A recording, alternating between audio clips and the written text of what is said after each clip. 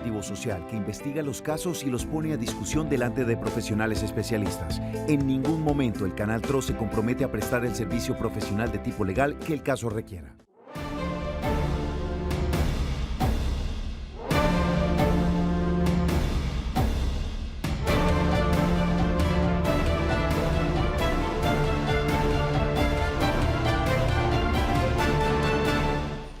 Hola, ¿qué tal? Un cordial saludo. Bienvenidos a Actúe en Derecho después de Oriente Noticias. Iniciamos con el programa jurídico del Canal TRO dedicado a ustedes, a la comunidad, donde en una hora dedicamos este tiempo para atender cada una de esas situaciones y le decimos si requiere o no la ayuda de un especialista en derecho. A partir de este momento le invitamos a que se conecte con nosotros a través de WhatsApp al 310-245-8548. Nos puede enviar un mensaje de texto, de audio o en video con su situación para que sea atendida por el especialista. También se puede comunicar al 648-4820. Nos deja escuchar su voz, escuchamos su situación y muy rápidamente le decimos qué puede hacer. Saludo especial a todas las personas que se conectan a través de Facebook Live y a través de este medio también nos pueden escribir. Estaremos muy atentos con cada uno de sus mensajes. A la gente de radioalternaonline.com, un saludo especial, quienes retransmiten este programa todos los días de lunes a viernes de 7 a 8 de la mañana. Hoy vamos a estar hablando de pensiones. Iniciamos la semana, como siempre, dando solución a cada una de esas inquietudes y muchos son los casos. Cada día nos siguen llamando, haciendo las diferentes preguntas con respecto a situaciones complejas que por supuesto necesitamos la orientación de un especialista que, como todos los lunes ya acostumbrado, desde hace un tiempo se presenta en Actúa en Derecho para darle la asesoría necesaria. Así que hoy vamos a estar hablando de varias temáticas relacionadas con pensiones, un consultorio jurídico especializado en pensión. Llámenos, haga sus consultas. Tenemos acá unas preguntas ya también previamente que los televidentes nos han enviado y pues se las estaremos consultando a nuestro especialista en la tarde de hoy. Abogada Marlene Murcia, muy buenas tardes. Muy buenas tardes, John. Buenas tardes para todos nuestros televidentes. Esta tarde, como decía John, vamos a tener un consultorio especializado en pensiones. Son muchas las llamadas, siempre que hacemos consultorio jurídico empiezan las llamadas de pensiones. Entonces, esta tarde, si no se le pudo responder adecuadamente en consultorio jurídico, esperamos que tengan todas las inquietudes, que las hayan apuntado y que hoy estén atentos para consultar con nuestro especialista en pensiones. Así es, y está con nosotros, abogado ya de la casa, Jorge Luis Quintero. Abogado, bienvenido, muy buena tarde. Buenas tardes, doctora Marlene. Un cordial saludo para usted, para John y para todos los televidentes. Bueno, abogado, vamos a iniciar con las diferentes inquietudes que nos empiezan a hacer nuestros televidentes, que se contactan con nosotros. Abogado, la primera inquietud es la siguiente. Muy buenas tardes, tengo una pregunta. ¿Puedo o no cambiarme a un fondo teniendo 57 años? Estoy en Porvenir. Cuando quise cambiarme me dijeron que no podía porque tenía 53. ¿En este momento lo puedo o no lo puedo hacer, abogado? Muchas gracias.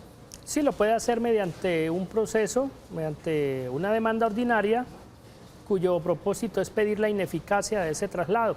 Lo que requiere hacer antes es determinar, establecer si le conviene más el régimen de Colpensiones o por el contrario le conviene más el estar en la administradora de fondo de pensiones del régimen de ahorro individual.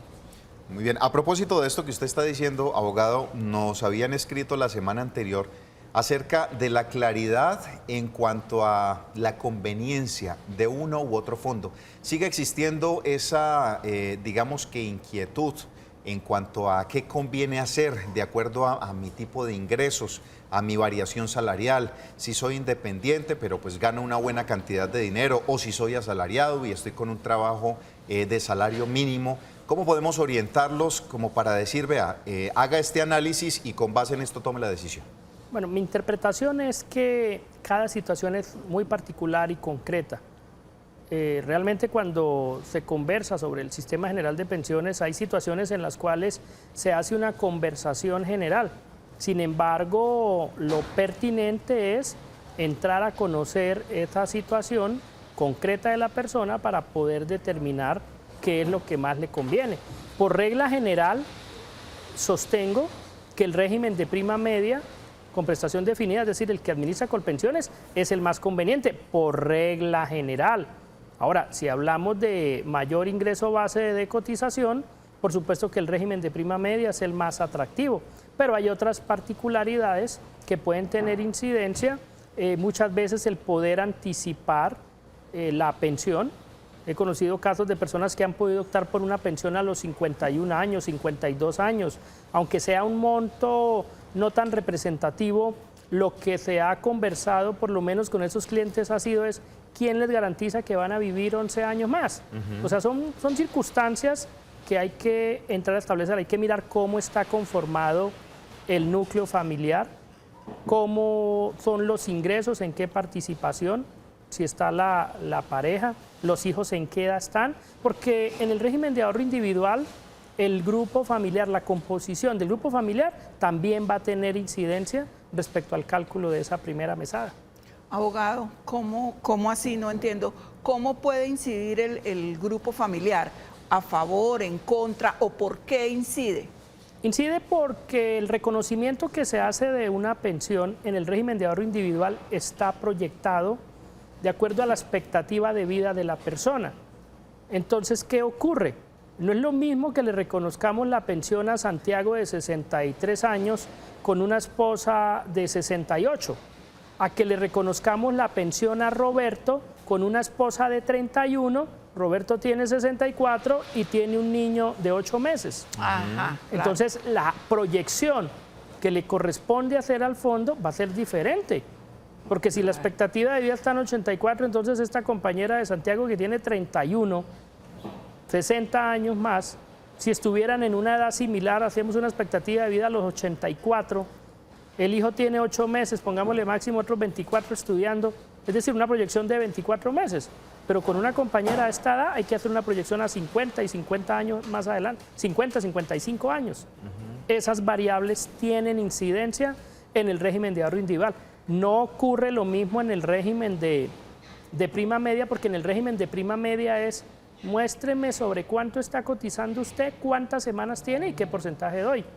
Y no es como se sostiene, miraba unos artículos en estos días, el ministro Carrasquilla, sí es cierto, que es que las pensiones del régimen de prima media tienen subsidios las altas. Esto no es cierto. O sea, las personas que vienen cotizando sobre un ingreso base de cotización superior a 2, a 3, a 4, a 5, a 10, a 15 salarios mínimos, están haciendo ahí su reserva y su ahorro. Sí. Ahora, y una persona que cotiza en el régimen de prima media sobre el tope por más de 25 salarios mínimos, sabemos que arranca, que inicia con una tasa de reemplazo del 55%. Del 55%, es decir, para poder llegar la persona al 80 tendrá que tener 2.100 semanas para poder lograr un 80% la persona que cotiza en este momento sobre 21.703.000 pesos. Abogado, entonces ese rumor que anda circulando en redes de que los pobres estamos financiando las pensiones de los ricos, ¿no es cierto? No, eso no es cierto, porque es que estamos cotizando al régimen de ahorro individual. Ahora, una persona que cotiza, como un ministro que cotiza sobre 10, 15 millones, que lo hace en el sistema, pues ¿cuánto vale la cotización de él entre él y empleador? El 18% sobre 15 millones de pesos, 2.400.000. Eso multiplicado por 12, 28 millones de pesos. Con esto pagan casi 2 pensiones de salario mínimo. Porque recordemos que el régimen de prima media va recibiendo de la gente activa y va pagando a los que ya se han retirado. Realmente no comparto estas interpretaciones, y ya lo habíamos conversado aquí. Están hablando de reformas paramétricas. Recuerden que les decía que las reformas paramétricas es, oiga, con los mismos ingresos hagamos más y gastemos menos. Pero esto es un argumento que va en contravía de la realidad. Los demás países están haciendo reformas para subir edad y ya están por encima de 65 años algunos estados, porque precisamente la expectativa de vida se va incrementando. Entonces, ¿para qué engañan al pueblo diciéndole que no van a tocar edad si esto no puede mantener el sistema? Ahora, si quieren llevarlo con financiamiento de proyectos de protección a la vejez, como llaman, y poner a todo el mundo por debajo, confundiendo a Cundinamarca con Dinamarca, eso es diferente. Porque si van a plantear un sistema como por ejemplo hay en Canadá, ya lo habíamos dicho, el Estado garantiza una pensión mínima. Lo que pasa es que no es lo mismo vivir en Canadá con $1.600 como salario mínimo, donde está garantizada la salud, la educación, todo lo que corresponde. Son 1.600 libres. Exacto, a vivir en Colombia con 828.000 pesos, donde no hay nada garantizado. Así No, es. y 800.000 no llegan, abogado. Exacto, entonces, y el otro régimen funciona de manera voluntaria, pero hay que hacer y es mi interpretación, el Estado, si no hace una reforma de incrementar edad, por ejemplo, más adelante pues va a haber un déficit. Lo está viviendo España, lo están viviendo países organizados, y con todo y esto España garantiza una pensión del 100% cuando las personas cumplen cierto número de semanas. Lo que pasa es que para que en España se establezca un régimen de transición, el último que se estableció, la persona tenía que llevar 39 años de cotización. Aquí los regímenes de transición han sido con 15 años. Sí. Esa es una cuestión supremamente baja. O sea, lo que hay que decirle a la ciudadanía es que el régimen colombiano, desde mi interpretación, es uno de los regímenes menos exigentes. Aquí lo que hay que decirle al Estado es que enfile sus baterías y salga a buscar todos esos empleadores que no cotizan, todas esas personas que son informales y tienen capacidad de pago y no cotizan. Esa es una de las reformas que entonces sí sería pertinente hacer, pero no vengan a tocarle a una persona que toda la vida se ha ganado el salario mínimo, viviendo, sobreviviendo, porque les corresponde vivir en una familia a 2 o 3 con el salario mínimo, para que luego, sobre pretexto de estos rumores, entonces el Estado les va a dar una limosna de 500.000 pesos, porque eso es lo que están buscando mostrarle a las personas, que los beneficios periódicos es lo más loable, pero desde mi interpretación, esto es para llevar a la gente de la pobreza a la miserableza, porque si no vive una persona con un salario mínimo, ¿cómo va a vivir una persona con 300.000, con 400.000 pesos? Claro, abogado. Abogado, nos hicieron una consulta la semana pasada respecto de la edad de la cónyuge sobreviviente. Nos decían que si era cierto que una mujer que tenía 30 años no le garantiza, menos de 30 años. O menos de 30. Si no hay hijos, tiene menos de 30 años, la pensión es por 20 años. Por 20 años. Sí. ¿Esto es cierto? Sí, es cierto. Esto es una cuente. reforma de la 797 que empezó a regir el 29 de enero del 2003. Aquellas personas, aquellas mujeres que le reconocieron una pensión, con ella teniendo menos de 30 años de edad y sin hijos, esa pensión, si fue reconocida en el 2003, la va a tener hasta el 2023. Ya no es una pensión vitalicia, sino fue una pensión temporal. Ahora, es un tratamiento que no comprendo, porque cuando la mujer tiene un hijo, la persona tiene un hijo, así tenga menos de 30 años, la pensión es vitalicia. ¿Qué diferencia hay? O sea, ¿en qué incide que la persona tenga o no tenga un hijo? Ahora, si tuviera un hijo, entonces vamos a suponer que desde otra interpretación, esta persona pues podría necesitar menos la pensión, porque su hijo de pronto crece y le puede ayudar, ¿verdad? Es una de las condiciones que no comprendo en ese sentido cómo fue. Lo que pasa es que, como había una teoría, y la Corte, por fortuna, en varias sentencias de constitucionalidad vino a cerrar el paso, por ejemplo, cuando se le iba a exigir a un pensionado que para que su sobreviviente tuviera derecho a la pensión tenía que establecer el vínculo con él antes de pensionarse. Entonces la Corte dijo, no, o sea, estamos en un Estado social de derecho donde se presume la buena fe. Cuando se hacen condicionados de esta manera, es presumiendo la mala fe. Entonces es presumiendo que de pronto una mujer de menos de 30 que estableció un vínculo con una persona mayor, o digamos un hombre también, porque también he conocido varios casos de hombres. Son poquitos, pero también existen. Pero también sí. los hay. Entonces, que se estableció un vínculo. No, aquí no hay nada de eso, porque entonces supongamos una persona de menos de 30 años y el que fallece también tiene menos de 30 años. Aquí vamos a suponer que ese vínculo no se estableció por interés, ¿verdad? Ajá, y la sí. persona va a quedar desprotegida. Sí, tiene toda la razón, abogado. Sin embargo, pues esa es una inquietud que nos han planteado y que personalmente no conocía. Yo no conocía ese tema de que una mujer de menos de 30 años solo se pensionaba por 20. Pero bueno, ella puede cotizar, ella Claro, puede seguir tiene cotizando. que seguir cotizando, efectivamente. Bueno, tenemos más inquietudes a través de nuestros mensajes en WhatsApp. Nos llegan muchas preguntas, muchas personas conectadas a esta hora en el Facebook Live también. Un saludo especial para ellas. Ya vamos con ustedes, empiecen a hacer las preguntas correspondientes a través de este medio. Abogado, muy buenas tardes. Yo tengo 55 años y tengo 300 semanas cotizadas. Ya no me dan empleo. ¿Qué podría hacer para retirar, ya que no estoy cotizando? Soy una mujer sola y no estoy laborando. Gracias. 55 años, todavía está muy joven, ¿no? Todavía tiene está muy joven, claro. una capacidad laboral alta. No, y con la expectativa de vida como hay, puede vivir hasta los 80 años, alcanzaría a cotizar. Ahí le corresponde esperar hasta los 57 años para que pueda solicitar el pago de la indemnización sustitutiva si está en el régimen de prima media o la devolución del saldo si se encuentra en el régimen de ahorro individual con solidaridad. Ese también dicen que es uno de los argumentos que dicen que tienen para decir que en ese aspecto favorece más un fondo. ¿Por qué devuelve las mesadas con rendimientos? En Colpensiones dicen que no se genera ningún tipo de rendimiento. Es que el ejercicio es el siguiente. Cuando una persona empieza a cotizar al Sistema General de Pensiones, y por eso es que hay unas teorías que no comparto, cuando una persona empezó a cotizar desde el año 70, él vino cotizando para la época sobre un salario mínimo de la época, ¿verdad?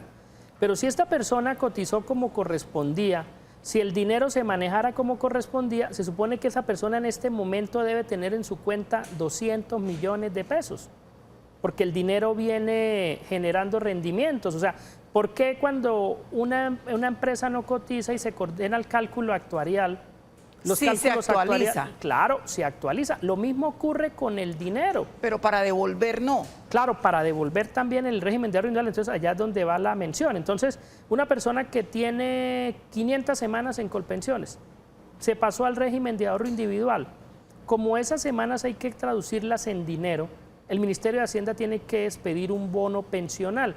El bono pensional es aquel documento que representa un capital para el financiamiento de una pensión.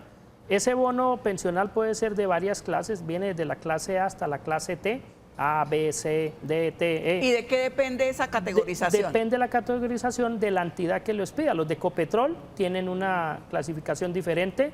Los que expiden los empleadores que no cotizaron tienen otra clasificación. Los que se expiden por tiempos que la persona tuvo en el Seguro Social y Colpensiones tienen otra clasificación. Entonces, al momento de redimir ese bono, pues esas 500 semanas de una persona que por salario mínimo en el régimen de prima media le pueden costar 4 millones de pesos, 5 millones de pesos, en el régimen de ahorro individual puede representar entre 45 y 50 millones.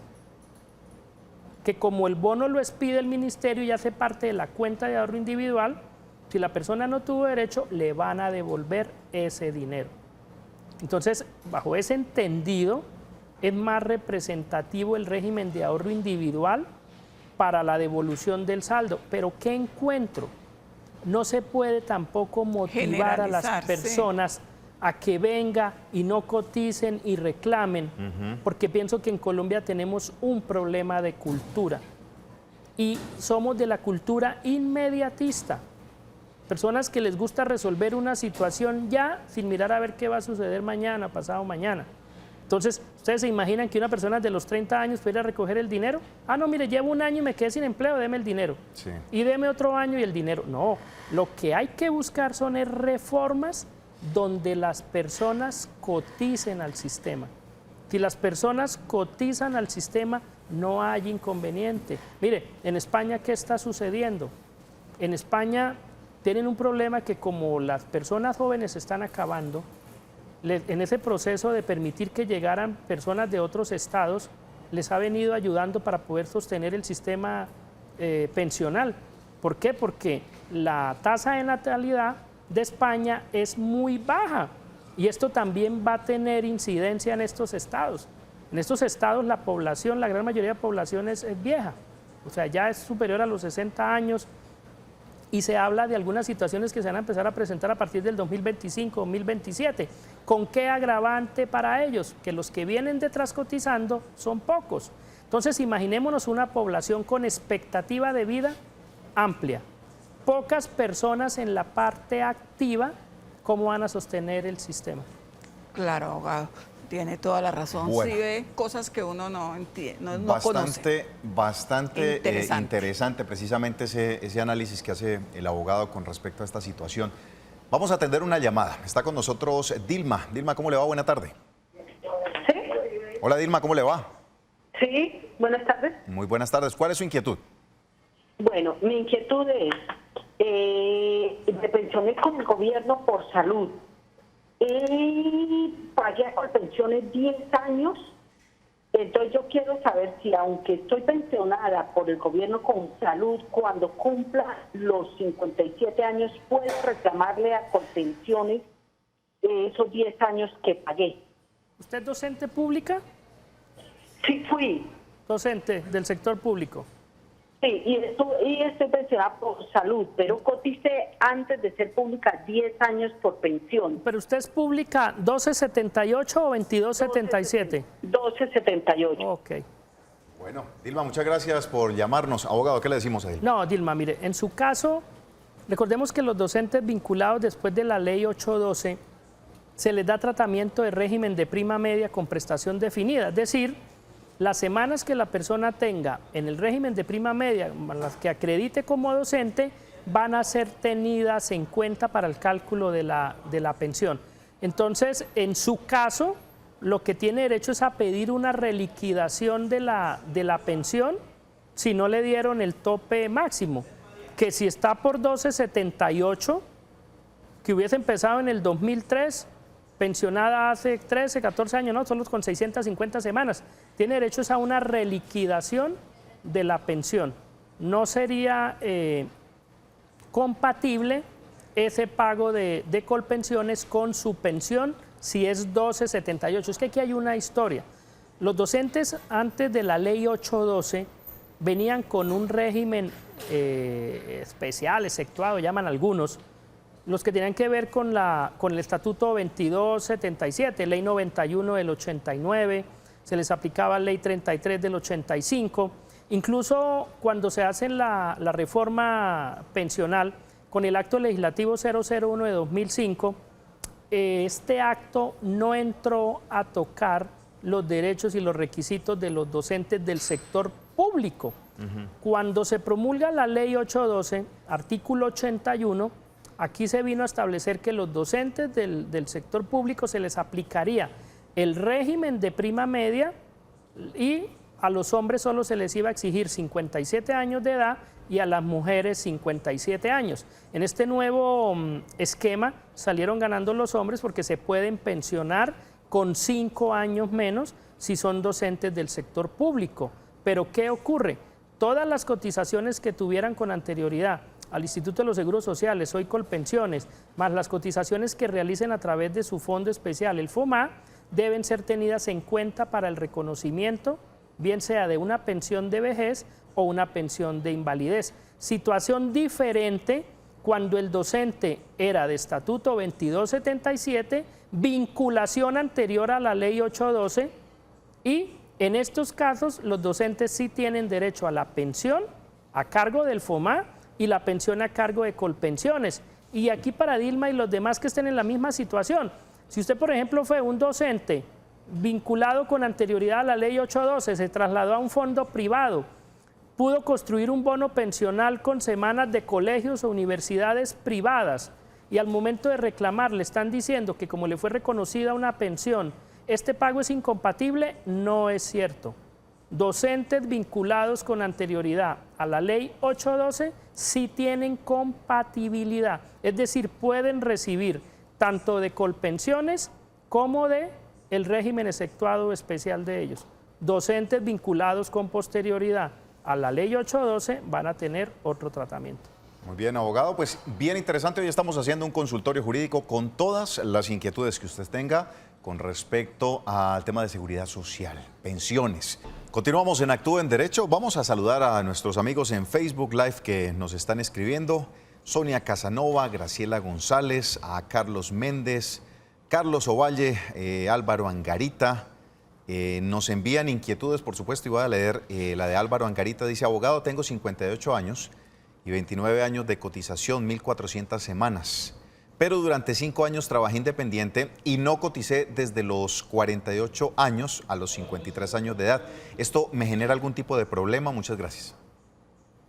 Depende. Si tenía capacidad económica, declaró renta y no realizó las cotizaciones y llega a fiscalizarlo la UGPP, le pueden exigir que realice los aportes que por obligación le correspondía y que no efectuó. Si por el contrario no tiene acreditado que tuviera ingresos, no lo va a afectar.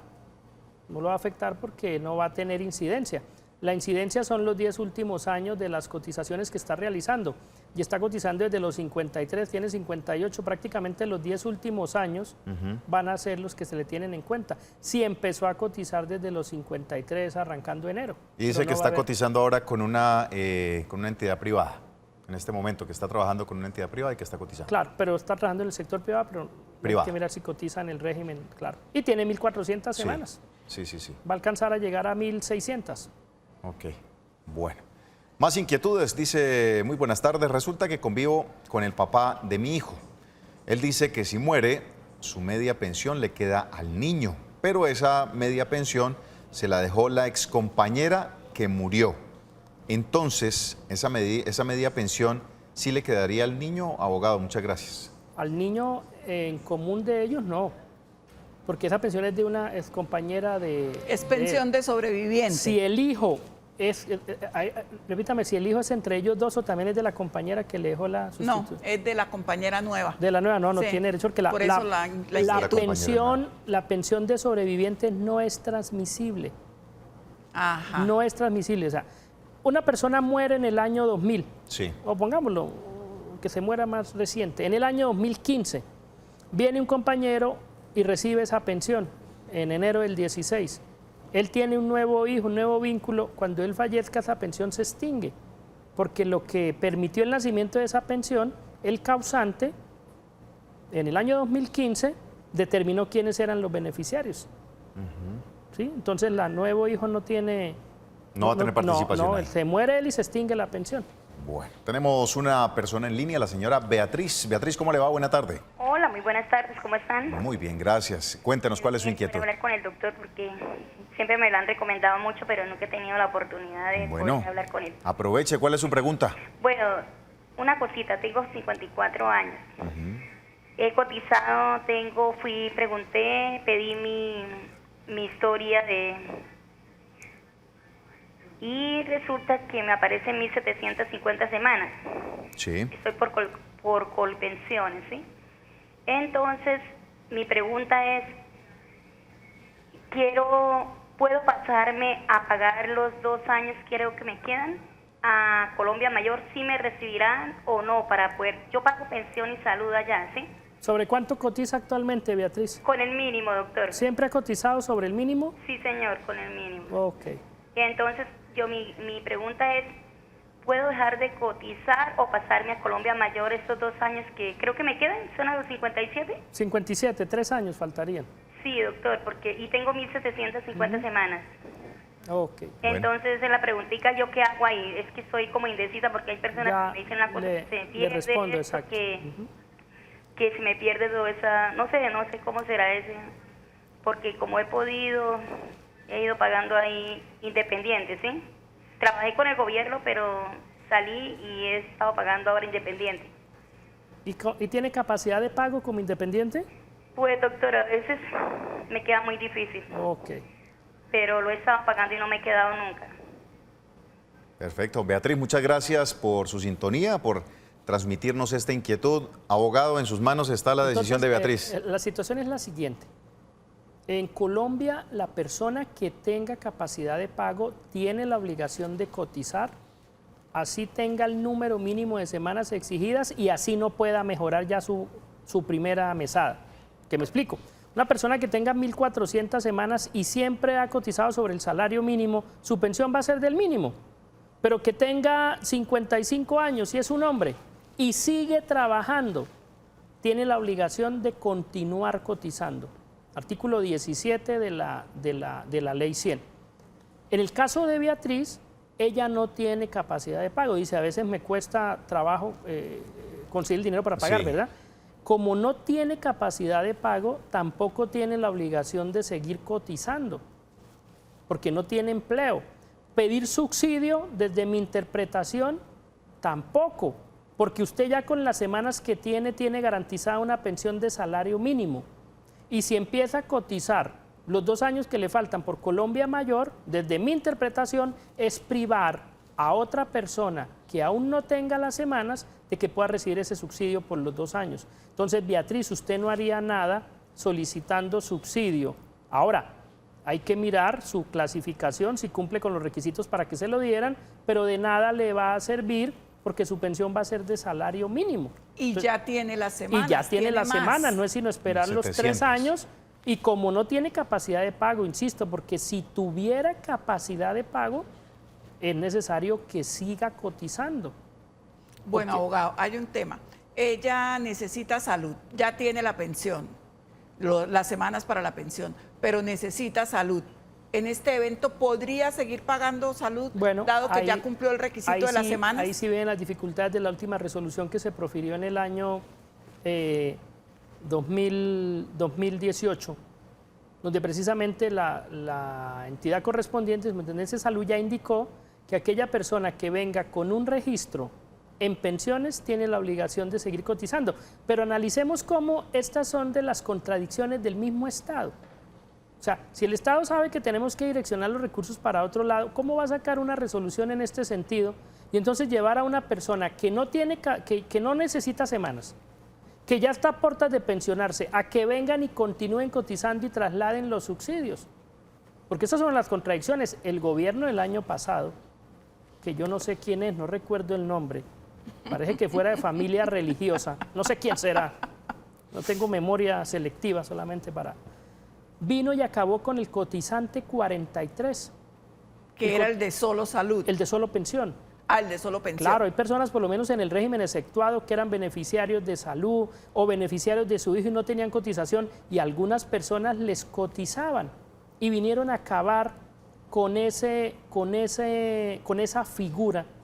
La verdad es que si se revisan ciertas políticas y cierta historia, y televidentes, esta es mi interpretación y el canal no es responsable de lo que yo digo, soy yo, pero si se revisan y se le hace trazabilidad, es como si de cierta manera se quisiera llevar a la gente que no cotizara y que se hicieran ciertos movimientos para justificar, insisto, los famosos beneficios periódicos que yo no los comparto. Que yo no los comparto porque los llevaron a norma constitucional para poderle pagar a la gente menos del salario mínimo. Porque eso es, pagarle a la gente menos del mínimo. ¿Por qué no propiciamos que la gente teniendo capacidad, etapa para cotizar, coticen? Y si quiere el gobierno también gire cotizaciones.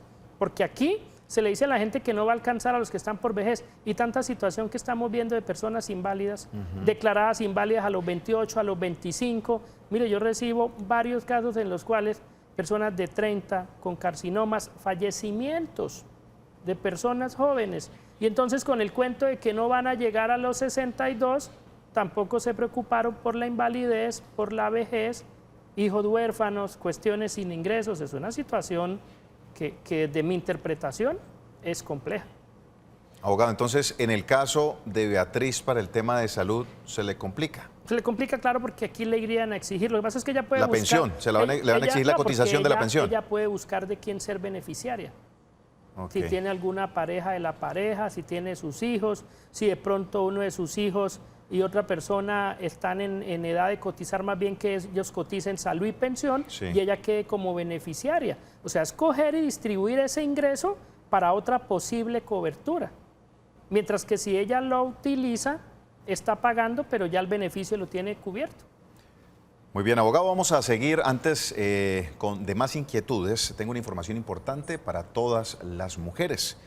¿Quieres unos labios encantadores y seductores? Prueba los nuevos labiales Isdin que protegen y reparan la piel de tus labios. Medipiel, todo lo que tu piel necesita. Aplica condiciones y restricciones. Seguimos con más inquietudes. Son varias las preguntas y, por supuesto, las llamadas que nos hacen. Tenemos a esta hora también al señor Jorge, que nos llama al 648-4820. Don Jorge, ¿cómo le va? Buena tarde. Don Jorge. Sí, Sí, ¿Cómo le va? Muy buenas tardes. buenas tardes. ¿Cuál es su inquietud? Vea, es que yo coticé desde el año 80, creo, hasta el 92. Tengo 496 semanas en el 1992, cuando pensionaron a un poco de personas, no sé. Y quiero saber si Colpensiones tiene que haber algo. ¿Dónde están mis aportes? ¿En Colpensiones o Porvenir? Porque cuando yo era con el Seguro Social. ¿Con quién trabajaba, Jorge? Yo trabajaba con una fábrica de calzado Viña Modelos. Primero con La Belle y después con calzado Viña ¿Y Modelos. cuántos años tiene usted en este momento? Cumplí 59. ¿Y dónde está cotizando pensión actualmente? No, porque yo no sabía, y después como al tiempo coticé como 2 años, creo, pero me retiré porque era mal servicio de la nueva EPS. Cuando iba no me atendían, que tenía que ir muriéndome para que me atendieran. Entonces, debido a eso no pagué más, no seguí, dije, no, ¿para qué? ¿Y actualmente trabaja? No, pues por ahí de vez en cuando vendo ropa, pero no, trabajo ya donde me van a dar con 60 años casi, en ningún lado. Ok. Bueno, don Jorge, muchas gracias por comunicarse con nosotros. ¿Qué le decimos a don Jorge? Bueno, si cotizó antes del 92, en teoría esas semanas, si le cotizaron, deben estar en Colpensiones. Están en Colpensiones porque antes del 94 no existían fondos privados. Entonces esas semanas están en Colpensiones. Ahora, como hubo unos movimientos de historias laborales en Colpensiones, algunas semanas se han refundido. Entonces hay que entrar a que la persona acredite, demuestre esos documentos en los cuales se puede acreditar la relación laboral y las cotizaciones para que se las carguen. Porque en algunos se las carguen al sistema. Sí. Porque en algunas situaciones realmente a las personas se les han confundido las semanas. Abogado, Imprimir una historia, lo primero que hay que hacer, Jorge, es imprimir una historia laboral para saber cómo está. y saber qué hacer con esas semanas. Exacto. A propósito de lo que dice don Jorge, dice él, ya casi voy a cumplir 60 años y a mí no me dan trabajo en absolutamente ningún lado. Ya a esta edad yo ya no puedo. Partiendo también de lo que usted proponía, abogado, de que en las reformas que se deben hacer está la extensión de la fecha en la que las personas deben llegar a obtener su pensión. ¿Cómo cambiar culturalmente ese tema o cómo se le exige a las empresas para que no dejen a estas personas por fuera? Porque si bien aumentan la edad, ¿quién les va a dar trabajo después para que puedan seguir cotizando? Claro, lo que pasa es que aquí hay una problemática porque cuando se conversa con las personas dicen, oiga, pero si yo me pongo a exigir me quedo sin empleo. Entonces me toca aquí esperar y revisar y recibir. Entonces lo que hay es que denunciar a estas personas que los vinculan de esa manera. Porque es que el problema no está en que la persona, mire, yo lo digo porque hay muchas personas. En Colombia es un problema de cultura porque si hay personas que tienen capacidad para hacerlo. Uno se pregunta, hay algunos que dicen que no tienen capacidad de pago, pero se ven todos los fines de semana jugando tejo, tomando cervecita. Eso está muy bien, que las personas tienen derecho a distraerse, pero si disponen uno de esos recursos para cotizar al sistema, van a hacer un ahorro. Lo que hay que mostrarle a la comunidad es que la cotización al Sistema Integral de Seguridad Social no es un gasto. La cotización a pensiones es un ahorro diferido, que la persona lo puede reclamar a corto, mediano o largo plazo. ¿Dependiendo de qué? De una pensión de invalidez, los sobrevivientes, una pensión de sobrevivientes o en caso ya extremo, una pensión de vejez. Entonces hay que cotizar y a mayor edad, mayor posibilidad de que la persona sea declarada inválida o que fallezca. Abogado, ahí es donde le encuentro razón de ser a la UGPP, porque se supone que lo que está haciendo la UGPP es tratando de cortar con esa evasión. Están revisando, están verificando, entonces esto a la larga pues es bueno para el sistema. Claro, es bueno. Mire, yo he conocido casos de personas con ingresos de más de 1.000 millones de pesos en el año y no cotizando al sistema. Claro, ¿cuál es la filosofía? La persona no es que yo ya tengo mi negocio y yo no necesito de una pensión. Claro, eso es válido, pero es que estamos en un Estado social de derecho y estamos en un Estado donde una Constitución que nos muestra derechos también nos muestra deberes. Vámonos al artículo 95, la obligación que tenemos los ciudadanos de ser solidarios. Artículo 2 de la Ley 100. Es que conversaba esta mañana con una persona Es que la situación se complica cuando yo solamente vengo a hablar de es que mi derecho y mi derecho y mi derecho. Oiga, ¿y su obligación? Su solidaridad. ¿Dónde está? Para mí es una situación de cultura y hay que trabajar. O sea, si el gobierno hace una reforma paramétrica, no va a subir edad, no va a subir semanas, ok, pero empiece a trabajar en que las personas coticen, siga otorgando subsidios para que las personas coticen, busque a los empleadores y al trabajo informal de los que no cotizan y vamos a tener una solución, porque esto sí nos va a permitir que mayores ingresos y los mismos o menos gastos.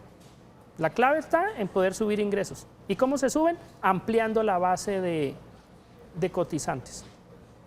Abogado, nos estaban preguntando acerca de qué era la UGPP y el alcance que tiene esta entidad. Bueno, la UGPP es una entidad que tiene varias subdirecciones. Entonces, ¿qué pasa? La que tiene que ver con la subdirección de determinación de obligaciones es la encargada de seguir, fiscalizar y controlar a los ciudadanos, tanto personas naturales como jurídicas, para procurar que se hagan las cotizaciones al Sistema Integral de Seguridad Social por el ingreso base de cotización que realmente corresponda. Que una persona que declare renta y que tenga ingresos no esté de beneficiario, no esté con subsidios, sino que esté cotizando al sistema. Entonces, ¿qué hace la UGPP? Con todas esas disposiciones que ya le ha dado el legislador, todo el cruce de información, ellos hacen seguimiento, hacen monitoreo, entonces cogen, por decir algo, el sector de los transportadores, porque lo han hecho en algunas campañas, lo observé así, empezó a llegarle a este colectivo. Entonces ellos van y miran y cruzan, cogen la declaración de renta y con la declaración de renta miran las planillas del sistema para ver la persona cómo está cotizando. O van y miran con la superintendencia financiera. Entonces, por ejemplo, yo dice, oiga, ¿cómo así que don Roberto tiene unos certificados en el banco X para que le den un crédito de consumo, una tarjeta de crédito y soportó 5 millones de pesos? Y don Roberto nos está cotizando al Sistema General de Pensiones por un salario mínimo. Entonces ellos dicen esto como que no cuadra. No cuadra. Hay que revisar dónde está. Ellos revisan ingresos de la persona y la cotización que efectúan al sistema para determinar qué, si hay evasión o si hay elusión. Recordemos, evasor, el que no paga nada, elusor, el que paga menos de lo que tiene que pagar, porque ahí también hay esta situación. Entonces hay personas que con ingresos de 100, 200 millones de pesos cotizando sobre 2 salarios mínimos. O en el CISBEN, ¿no? O en el régimen subsidiado. Sí. Esa es la otra figurita que han estado utilizando y varios escándalos han salido aparte de esto. Vamos a atender al señor José, que se encuentra en línea. Don José, ¿cómo le va? Buenas tardes. Muy buenas tardes. ¿Cuál es su inquietud, don José? Gracias. Para la mesa de trabajo también, para los doctores. Una persona... Muy bien, buenas tardes. Gracias. Gracias. Una persona que por tiempo compensatorio no disfrutado y se canceló en dinero. Obtuvo por tiempo compensatorio y no disfrutado porque hubo una reestructuración y salió. Se le canceló en dinero. Le escuchamos. 4.500.000 en el año 2002.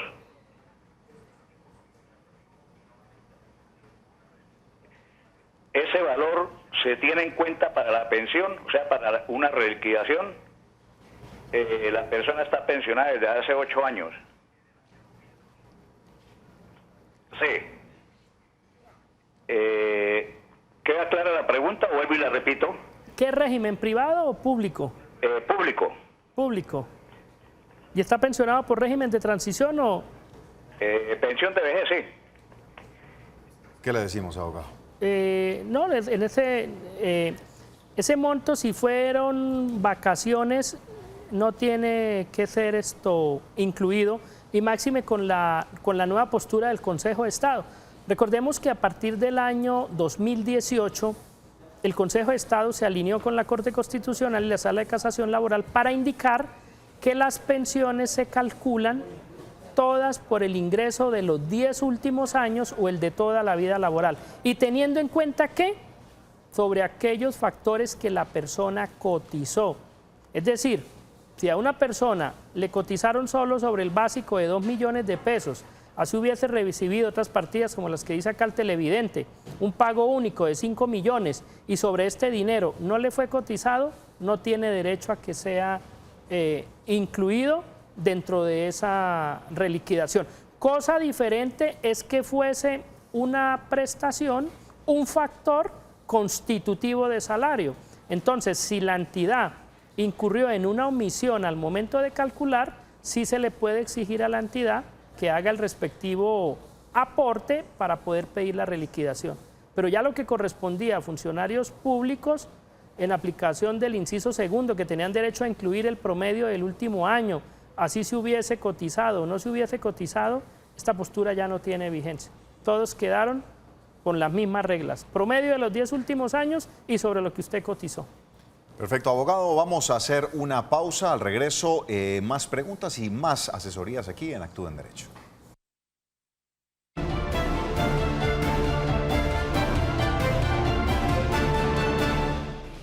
Vamos a recibir una llamada adicional. La señora Esther está con nosotros. Esther, ¿cómo le va? Buena tarde. Buenas tardes, qué pena, yo sé que están sobre el tiempo.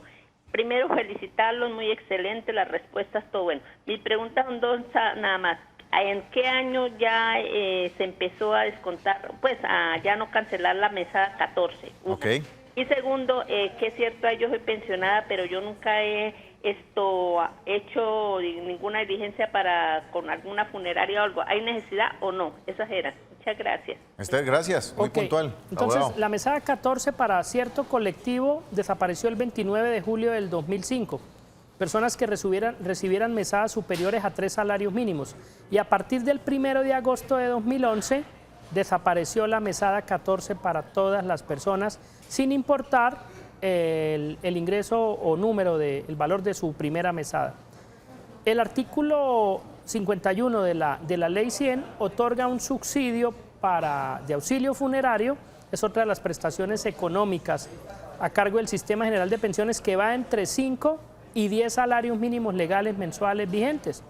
Entonces, una persona que no esté pagando una póliza y fallezca, si es pensionada o si es afiliada al sistema, las personas que contribuyan con ese funeral tienen derecho a cobrar estos 5 o 10 salarios mínimos a cargo del fondo de pensiones. ¿Y si tenía póliza y cubrió la póliza, también pueden reclamar ese auxilio? No, la diferencia porque la filosofía es como la de los seguros. Este no es el propósito que una persona se enriquezca, sino que se cubra una contingencia. Si usted en un seguro, usted toma un seguro por lo menos para hurto. Si usted tiene 3 pólizas, una viene y le cubre, las otras 2 ya salen. Ah, ya. ¿Sí? Porque si no, entonces una persona vaya segura 10 veces lo mismo y esto sería una fuente para que se enriquezca. Ajá. Y ese no es el propósito de los seguros. Entonces es mejor no preocuparse por seguro funerario porque sea como sea, el seguro, la pensión va a cubrir. Pues el que quiera este monto, sí. Pero ya si otra persona quiere otros gastos, otras cosas adicionales que da la póliza, la sala VIP, con video, con muchas circunstancias, pues ya puede hacer la parte complementaria. La cuestión es que no se cubre la contingencia 2 veces. Ajá. Abogado, muchísimas gracias por haber estado con nosotros. A la abogada Marlene Murcia también por estar muy atentos a cada una de las situaciones que se presentaron. A ustedes por seguir en contacto con nosotros. Les recordamos todos los días, lunes a viernes de 2 a 3 de la tarde. Los invitamos también para que revisen cada una de las cápsulas que estamos liberando a través del Canal TRO, facebook.com Canal TRO. Allí va a poderlas encontrar con una información bien importante. De momento es todo. Los dejamos con toda la buena programación del Canal TRO. Bendiciones. Pasen una feliz tarde.